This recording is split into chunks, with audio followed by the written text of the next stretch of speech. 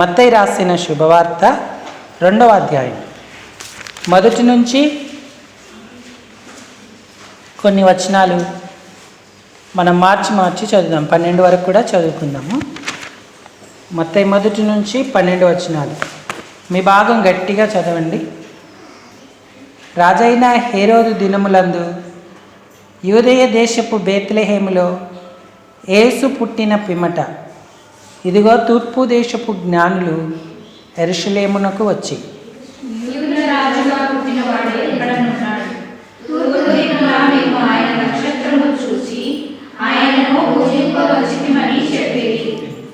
హేరోదు రాజు ఈ సంగతి వినినప్పుడు అతడును అతనితో కూడా యెరూషలేము వారందరూ కలవరపడిరి.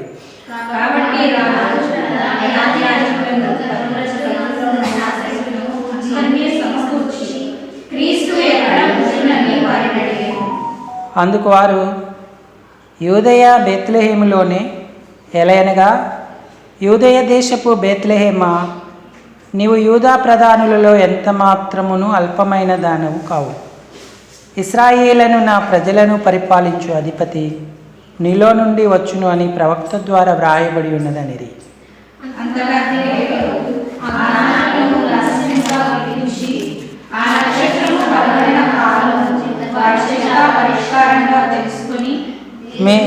మీరు వెళ్ళి ఆ శిశువు విషయమై జాగ్రత్తగా విచారించి తెలుసుకునగానే నేనును వచ్చి ఆయనను పూజించున్నట్లు నాకు వర్తమానం తెండని చెప్పి వారిని బేత్లెహేమునకు పంపెను.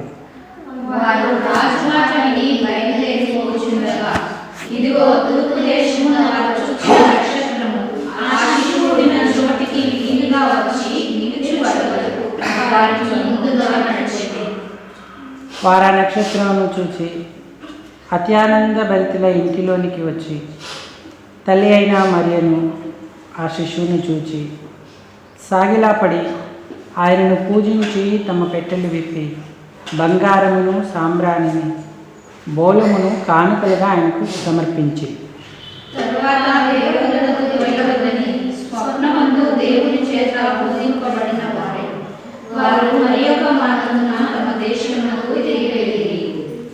చాలండి. చదువుకున్న ఈ లేఖన భాగం చేరి రాగలిగిన మన హృదయాలకు ఈ మధ్యాహ్నం దేవుని నామాన్ని మహిమపరచడానికి, ఆయన ప్రసన్నతను పొందడానికి హెచ్చరికగా, పురికొల్పుగా, ఆశీర్వాదకరంగా, దీవెనకరంగా ప్రేమగల దేవుడు చేయునుగాక. ఆమేన్. ప్రభు ప్రజలారా, ప్రభునందున్న ప్రియమైన వారులారా, మనం కొంత ఓపికగా ధ్యానపూర్వకంగా దేవుని యొక్క వాక్యాన్ని ఆలోచన చేద్దాం.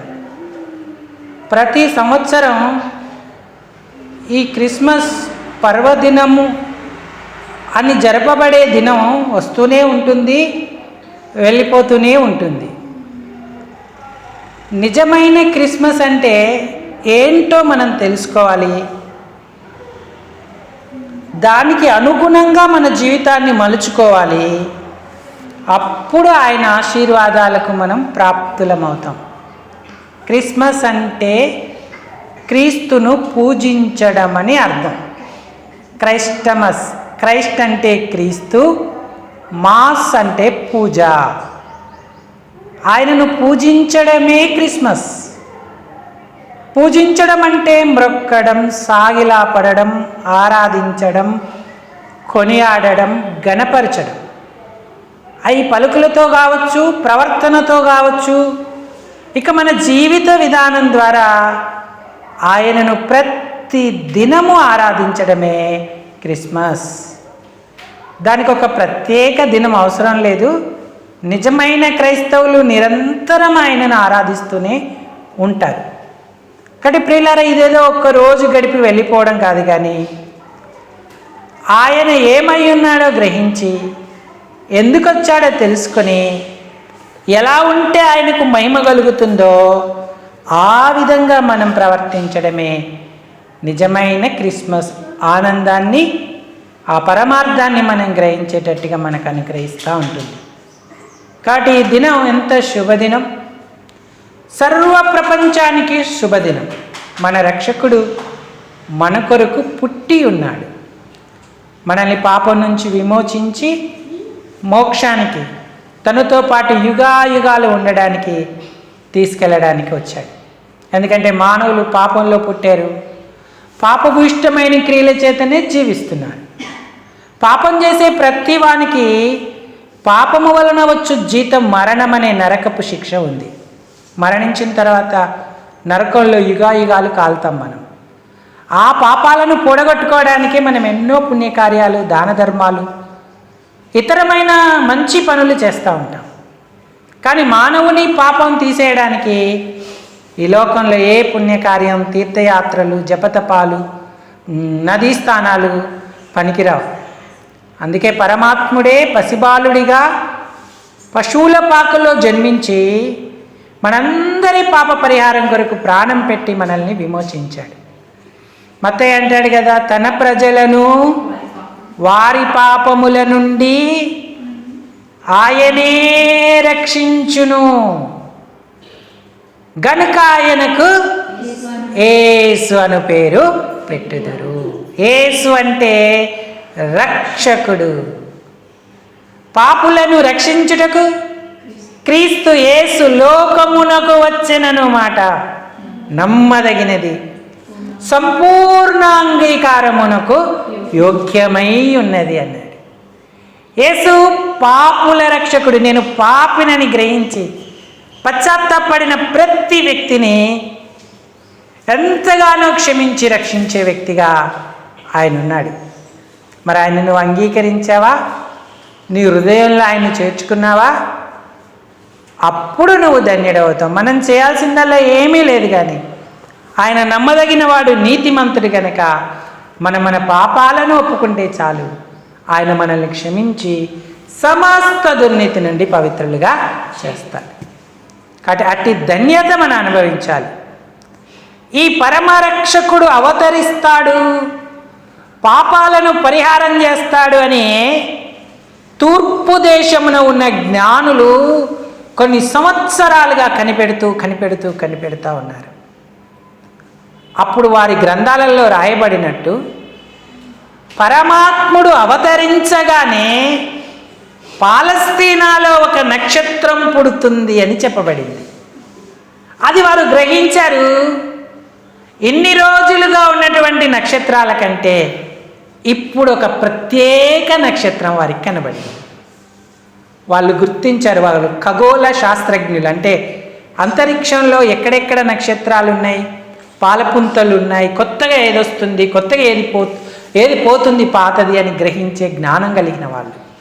వారు ఒకరోజు పరిశీలిస్తుండగా వింతైన ప్రకాశవంతమైన ఒక నక్షత్రం తూర్పున యేసు పుట్టిన పిమ్మట వారి దేశంలో వారికి కనబడింది.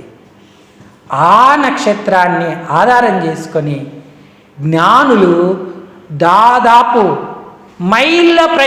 కొన్ని మైళ్ళ ప్రయాణం చేసి యెరూషలేముకు వచ్చి, అక్కడి నుంచి బేత్లెహేమునకు వచ్చి అక్కడ ఉన్న బాలుడైన యేసును దర్శించి ఆయన ఆరాధించారు, ఆయనకు సమర్పించుకున్నారు. వారు ధన్యులయ్యారు.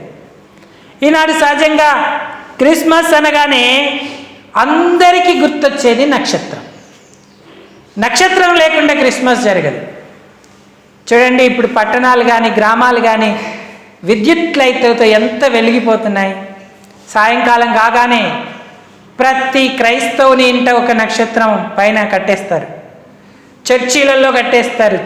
మన చర్చిలో కూడా ఉన్నాయి, ఇవి వెలగట్లేదేమో, కానీ వెలిగే నక్షత్రం పైన పెడతాం. ఆ నక్షత్రాన్ని చూచి జ్ఞానులు వచ్చారు. ఆ నక్షత్రం ఎంతో ప్రాధాన్యతను సంపాదించుకుంది. ఈనాడు కూడా మన ఆధ్యాత్మిక జీవితంలో ఆ నక్షత్రం గురించి కొన్ని విషయాలను నేర్చుకుంటే ధన్యులమవుతాం. ఆ నక్షత్రాలు పెట్టుకున్నా పెట్టుకోకపోయినా పెద్ద ఏమీ లేదు. కాకపోతే ఆ నక్షత్రాన్ని బట్టి మనం ఏం నేర్చుకోవాలి, అది నేర్చుకుంటే ధన్యులమవుతాం. ఈ నక్షత్రం కొన్ని లక్షణాలు కలిగింది. మొట్టమొదట ఆ నక్షత్రం ఏం చేసిందంటే మత్తయి శుభవార్త 2వ అధ్యాయము 9వ వచనం. మత్తయి శుభవార్త 2వ అధ్యాయం 9వ వచనం. ఆ నక్షత్రం ఆ శిష్యువు ఉండిన చోటికి మీదిగా వచ్చి నాతో చెప్పండి అందరూ, ఆ నక్షత్రం వారికి ముందుగా నడిచెను. అంటే ఈ నక్షత్రం నడిచే నక్షత్రం. ఏ నక్షత్రం అమ్మా? మీరు టిఫిన్ చేసి రాలేదు ఈరోజు, గట్టిగా చెప్పాలి. ఏ నక్షత్రం? నడిచే నక్షత్రం. మన ఇంటి మీద పెట్టుకునే నక్షత్రం నడుస్తుందా? అది అక్కడే ఉంటుంది. మరి నడిచే నక్షత్రం ఎవరు? నువ్వు నేనే. ఆయన నక్షత్రం. జ్ఞానులు ఆయన నక్షత్రాన్ని చూసి వచ్చారు. మనమే ఆయన నక్షత్రం, మనమే నడిచే నక్షత్రాలమై ఉండాలి. నువ్వు నడుస్తున్నావా? ఎక్కడికి నడవాలండి? స్థానిక సంఘానికి నడవాలి. వాళ్ళను బేత్లెహేముకు ఆ నక్షత్రం నడుస్తా తీసుకొచ్చింది. ముందుగా నడిచింది. వెనక నడుస్తున్నావా? ముందు నడుస్తున్నావా? ముందుగా నడిచేటువంటి వారంగా ఉండాలి. కాబట్టి నువ్వు నడుస్తున్న నక్షత్రానివేనా, ఆగిపోయిన నక్షత్రానివేనా? ఈరోజు కూడా కొన్ని నక్షత్రాలు ఆగిపోయాయి. సాగాలి తప్ప ఆగకూడదు. ఈరోజు కంటే ప్రాముఖ్యమైనది మన జీవితాలు ఏదీ లేదు. ఆయనకు ప్రాధాన్యత ఇచ్చేవారమైతే ధన్యులం అవుతాం. మనం ప్రభు కొరకు ఎంత నడిస్తే అంత ధన్యులం అవుతాం. స్థానిక సంఘానికి నడవడం ద్వారా దేవుని సంకల్పాన్ని మనం గ్రహిస్తాం. రక్షణ లేని వారికి రక్షణ కలుగుతుంది. రక్షింపబడిన వారు నూతనపరచబడతారు. జీవితంలో ఎలా నడవాలి, ఏ నిర్ణయం తీసుకోవాలి, ఎవరితో ఎలా ఉండాలి, ప్రభు కొరకు ఎలా బ్రతకాలో తెలుసుకుంటూ ఉంటారు. కాబట్టి మనం రక్షణ పొందిన దేవుని పిల్లలం, బాప్తీసం తీసుకొని బలలో పాలు పొందుతున్న వారం నడిచే నక్షత్రాల్లాగా ఉండాలి. ఆగిపోయిన నక్షత్రాల్లాగా, త్రోవ తప్పి తిరిగే చుక్కల్లాగా ఉండకూడదు. వెనక వెనక ఉన్న నక్షత్రాల్లాగా ఉండొద్దు. ముందుగా నడిచే నక్షత్రంలాగా ఉండాలి. నువ్వు ఈ సంవత్సరం ప్రతి ఆదివారం దేవుని ఇంటికి వచ్చావనుకో, నీకు ఒక హక్కు ఉంటుంది. నువ్వు పెట్టుకోవచ్చు నక్షత్రాన్ని. అది నడవకపోయినా పర్వాలేదు, నువ్వు నడిచావు కాబట్టి ఆ నక్షత్రాన్ని పెట్టుకునే ధన్యత మనకు కలుగుతుంది. దానివల్ల మనకి ఏం ఒరగదు, కానీ మన ప్రవర్తన దేవునికి మహిమకరంగా ఉంటుంది. కాబట్టి మనం దేవుని ఇంటికి నడిచే వారంగా ఉన్నామా చూసుకోవాలి. ఇది మొదటి అనుభవం. రెండవది, ఈ నక్షత్రం నడవడమే కాదు, జ్ఞానులను నడిపించింది. అంటే నడిపించిన నక్షత్రం. ఏ నక్షత్రం ఇది? హాసిని, ఏ నక్షత్రం? చూసావా, మర్చిపోయావు. అందుకే సరిగా కూర్చుంటే చక్కగా వింటావు నువ్వు. నాతో చెప్పు. నడిపించిన నక్షత్రం. ఏ నక్షత్రం అంట? అంటే ఆ నక్షత్రం నడవడమే కాదు, ఇంకా కొంతమందిని కూడా దేవుని ఇంటికి ఆ నక్షత్రము తీసుకొచ్చింది.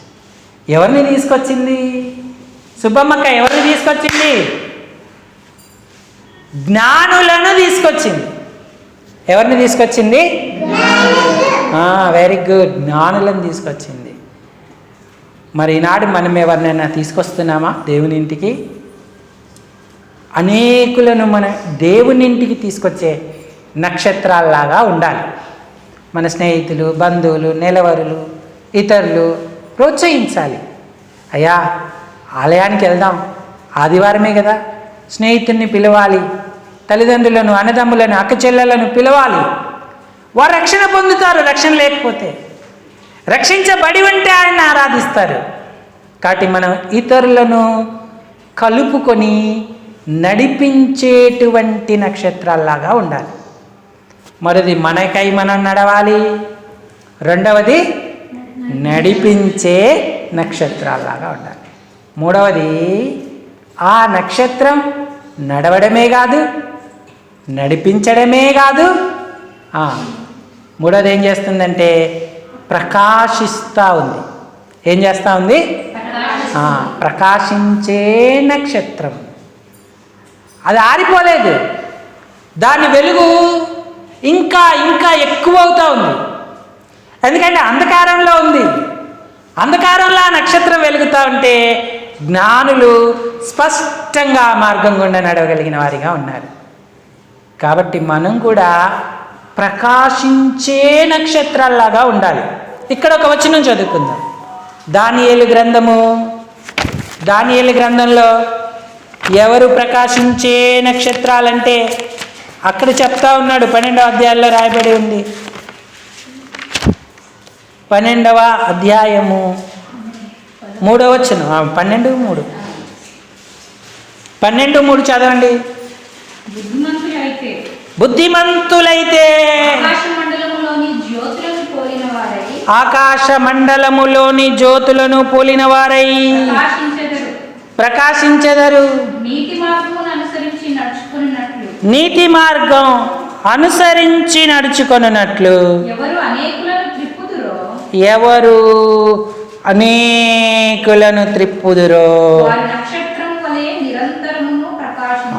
వారు నక్షత్రం వలె నిరంతరం ప్రకాశించే నక్షత్రం.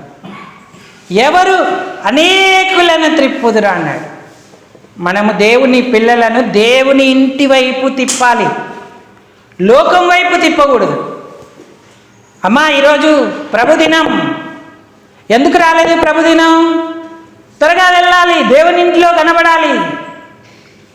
ఎవరు అనేకులను త్రిప్పుతారో వారు ప్రకాశిస్తారని రాయబడింది. ఏమి వెళ్తాలే, ఈరోజు ప్రతి ఆదివారం వెళ్ళేదే కదా, ఒక వారం మానేస్తే ఏంటి? ఇదిగో నేను మానేస్తున్నా, నువ్వు కూడా మానే. ఆ ఒక్కో రోజు మానేస్తుంది, ఈ ఒక్కో వారం మానేస్తుంది, ఆన్నో వారం మానేస్తాడు. ఎలా సమకూర్చుకుంటాం? ఏదో కొన్ని అత్యవసర ప్రత్యేక పరిస్థితులు ఉంటే తప్ప, అనారోగ్య స్థితిగతులు ఉంటే తప్ప మనం మానకూడదు. ఇతరులు మానే ప్రేరణ మనం ఇవ్వకూడదు. మంచి మాదిరిగా ఉండాలి. ఆ అన్న చూసారా ప్రతి ఆదివారం ఆలయానికి వెళ్తాడు. ఆ అక్క చూసారా ఒక్క ఆదివారం మానలేదు. నేను వెళ్దామని ఆశ ఉంది, కానీ ఎందుకో ఈ పనులు ఈ వ్యవహారాలు నన్ను వెనక్కి లాగుతున్నాయి అని మనం ఆశను కనపరిచేటువంటి వారంగా ఉండాలి. ఎప్పుడైతే నీలా ఆశ ఉంటుందో దేవుడు నిన్ను ప్రకాశించజేసే నక్షత్రంలాగా ఉంటాడు. ఎడు మన ఇంటి మీద పెట్టుకున్న స్టార్ ఏంటండి? మనం స్విచ్ చేస్తే అది ప్రకాశిస్తుంది, ఆపేస్తే ప్రకాశించుతా. కరెంటు పోయిందనుకోండి ప్రకాశిస్తుంది, అది ప్రకాశించదు. కానీ మనం ఎప్పుడైతే అనేకులను తిప్పుతామో ప్రకాశించే నక్షత్రాల్లాగా ఉంటాం. ఈ క్రిస్మస్ దినాన మన తీర్మానం ఏంటి? మనం నడిచే నక్షత్రమేనా? ఇతరులను నడిపించే నక్షత్రమేనా? అలాగే ప్రకాశిస్తున్నామా? ప్రకాశించాలంటే ఇంకొక లక్షణం ఉండాలి, మంచి పనులు చేయాలి. కొండ మీద నుండే పట్టణం మరుగయ్యుండనేరదు అన్నాడు. చూడండి, మీ సత్క్రియల వలన మీ వెలుగు ప్రకాశింపనీయుడి అంటూ ఉన్నాడు. మంచి పనులు చేస్తే మనం ప్రకాశిస్తాం. చూడండి, మత్తయి రాసిన శుభవార్త ఆయన కొండ మీద ప్రసంగంలో చెప్తూ వచ్చాడు. 7వ అధ్యాయము 16వ వచనం. 7వ అధ్యాయము 16వ వచనం. కాదు 16, క్షమించండి, 5:16 చదవండి. 5:16, 5:16వ వచనం. మనుషులు మీ సత్క్రియలు చూచి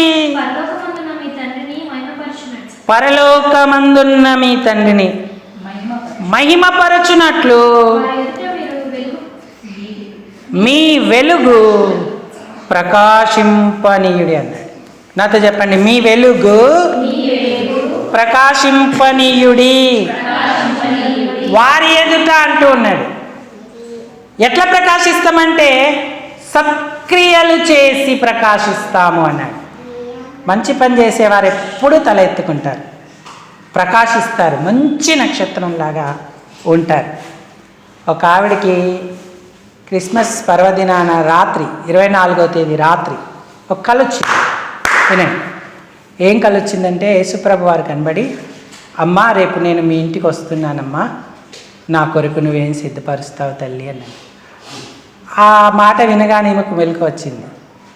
ప్రభువు నా ఇంటికి వస్తున్నాడు, నా ఇంటికి వస్తాడంటే ఖచ్చితంగా వస్తాడు, ప్రభు మాట తప్పడుగా అని ఆలోచన చేసి ఉదయాన్నే లేచి స్నానం చేసి చకాచకా పాయాసం, పిండి వంటలు, మంచి బిర్యానీ, చికెన్ అన్నీ వండి డైనింగ్ టేబుల్ మీద చక్కగా సర్ది పెట్టేసింది. ఇక ఉదయం నుంచి ఎదురు చూస్తూ ఉంది. ఇక ఇరుగు పొరుగు వాళ్ళు ఉంటారు కదా, వాళ్ళంతా చక్కగా రెడీ అయ్యి మరి కొత్త బట్టలు కట్టుకొని బైబిల్ని చేత పట్టుకొని మందిరానికి వెళ్తూ ఉన్నారు. ఈ దారిలో వెళ్తూ ఉంటే ఈమె గుమ్మం దగ్గరికి వచ్చి అటు ఇటు చూస్తూ ఉంది. ఈమెను చూసిన వాళ్ళు అడిగారు, అక్క టైం అవుతుంది కదా మందిరానికి, ఇంకా ఇంట్లో ఉన్నావేంటి, త్వరగా వెళ్దాం ప్రభువుని ఆరాధించడానికంటే, నేను వస్తానులే మీరు వెళ్ళండి, మీ వెనక ఇప్పుడే వచ్చేస్తాను. వాళ్ళు మందిరానికి వెళ్ళిపోయారు. వెళ్ళి మోకరించి ప్రార్థన చేసుకుంది. ప్రభువా వస్తానన్నావు కదా రాత్రి, మందిరానికి టైం అవుతుంది, నువ్వు ఇంకా రాలేదు, ఒకవేళ నేను మందిరానికి వెళ్తే నువ్వు వచ్చిపోతే ఎలాగా, నేను ఇక్కడే ఉంటాను, నువ్వు రా ప్రభువా అని ప్రార్థన చేసుకొని కూర్చుంది. ఇంతలో ఆరాధన అయిపోయింది, వీళ్ళు తిరిగి వస్తున్నారు, ప్రభువు రాలేదు. ఇదేంటి అక్క ఆరాధనకి రాలేదని అడిగారు తిరిగి వచ్చిన వాళ్ళు. అంటే ఒక అత్యవసర పనిపడి నేను రాలేదు, మీరు వెళ్ళండిలే, మళ్ళీ వెళ్ళి ప్రేయర్ చేసుకుంటాను. సరే అది అయిపోయింది. అయిపోయిన తర్వాత మధ్యాహ్నం అయింది. మధ్యాహ్నం అవుతుంటుంటే ఒక ముసలతను పాపం కర్ర పట్టుకొని నడుచుకుంటూ గుమ్మం దగ్గరికి వచ్చాడు. అమ్మా అమ్మ అని పిలిచాడు. ఏంటయ్యా అనంది. అమ్మ నాకు చాలా ఆకలిగా ఉందమ్మా, ఇంట్లో ఉంటే ఏదైనా పెట్టమ్మా అని అడిగాడు. అడిగితే ఆ డైనింగ్ టేబుల్ మీద అన్ని తాజాగా ఉన్నాయి ఆహార పదార్థాలన్నీ. పెట్టొచ్చు, కానీ ప్రభువు రాలేదే, ఇవన్నీ ప్రభువు కొరకు అండాను, ప్రభువుకు పెట్టాల్సిన ఈయనకి పెడితే ఎట్లాగా. అయ్యా నేను ఇప్పుడు పెట్టలేనయ్యా, నా దగ్గర ఏం లేదు, నువ్వు వెళ్ళిరా. అతను అడుక్కుంటూ అతను వెళ్ళిపోయాడు. సాయంకాలం అయింది. ఒక ముసలావిడ వచ్చింది, చలికి వణికిపోతూ ఉంది. అమ్మా ఏవైనా ఇంట్లో పాత బట్టలు ఉంటే ఇవ్వమ్మా, చలికి వణికిపోతున్నా, నా దగ్గర ఏం లేదు అంటే, అయ్యో యేసుప్రభు వారు రాలేదు, నేను ఎట్లా ఏమి ఇవ్వని వీళ్ళకు. అమ్మా మీరు వెళ్ళండి, నేను ప్రభు కోసం ఎదురు చూస్తున్నాను అని ఆమెను పంపించేసింది. ప్రభువు రావట్లేదు, ఈమె ఎవరికి ఏం పనులు చేయట్లేదు. ఇంకోతను వచ్చాడు. అమ్మ ఈరోజు పండుగ కదా, మీ ఇంట్లో ఏదైనా చేసుకుంటే పానీయం నాకు కొంచెం పెట్టమ్మా, నేను బీదనమ్మా అని అడిగాడు. పానీయం లేదేం లేదు, అసలే ప్రభు రాక నేను వెయిట్ చేస్తా, విసిగిపోయి ఉంటే నువ్వేంటయ్యా మధ్యలో, నా ప్రభువుకు పెట్టే అంతవరకు నేనేం పెట్టను పో అని చెప్పి ఆయన పంపించేసింది. ఇక అటు ఇటు తిరుగుతుంది, రావట్లేదు, విసుగొస్తుంది, ఏం చేయాలా అని కాసేపు కూర్చుంటే ఆమెకు కునుకుపాటు వచ్చింది. కునుకుపాటులో ఒక కళ్ళు వచ్చింది. ఆమె చనిపోయి పరలోకానికి తీసుకుపోబడింది. పరలోకానికి తీసుకెళ్తే, ప్రభా నువ్వు ఎంత అబద్ధం ఆడావు, నువ్వు వస్తావని నేను చూశాను, నువ్వు రాలేదు నా దగ్గరికి, నేను ఎంత వెయిట్ చేసినా ఆ రోజు ఆలయానికి కూడా వెళ్ళలేదు నేను అంది. పిచ్చిదానా, నేను నీ దగ్గరికి 3 సార్లు వచ్చా, నువ్వే నన్ను పట్టించుకోలేదు అంటే, నువ్వెప్పుడు వచ్చావు ప్రభా అంటే, నాకు ఆకలేస్తుంది అన్నం పెట్టమని వచ్చాను కదమ్మా, నాకు ఏదైనా పానీయం ఉంటే ఇమ్మని వచ్చాను కదమ్మా, నాకు ఏమైనా పాత బట్టలు ఉంటే ఇమ్మని వచ్చాను కదమ్మా, నువ్వు నన్ను గుర్తించలేదమ్మా అంటే, అప్పుడు ఆమె ఆశ్చర్యపడింది. ఆశ్చర్యపడి గాబరాపడి భయం వేస్తూ ఉంటుంటే మెలకు వచ్చేసింది.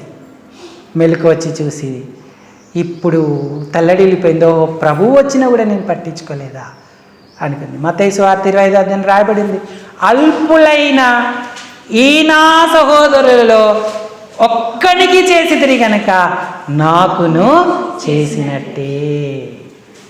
అప్పుడు ఆ సాయంకాలం పరిగెత్తింది వీధులలో, అమ్మా ఎక్కడున్నావు, ఆకలి అన్నావుగా, ఇదిగో ఈ భోజనం తినని భోజనం ఇచ్చింది. బాబు ఎక్కడున్నావు, నువ్వు నీళ్ళు అడిగావని ఆయన్ని వెతికి పట్టుకొని చేసిన పాయసం ఆయనకి ఇచ్చింది.